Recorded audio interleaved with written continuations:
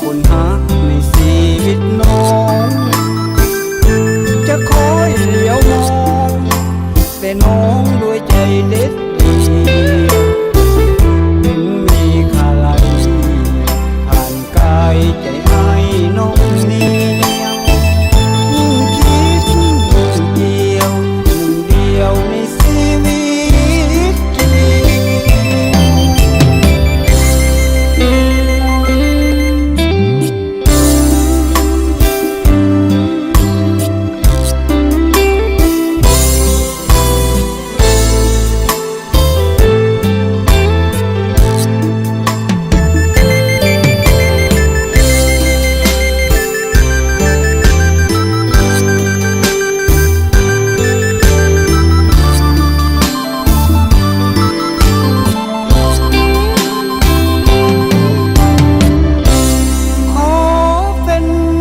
คนหัก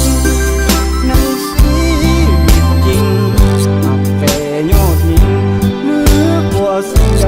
ยิ่ง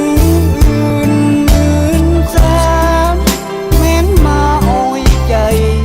ไอ้นี่บอกใครหักน้องคนเดียวอยากเป็นคนหักคนฮักในชีวิตน้องจะคอยเหลียวมองแต่น้องด้วยใจเด็ด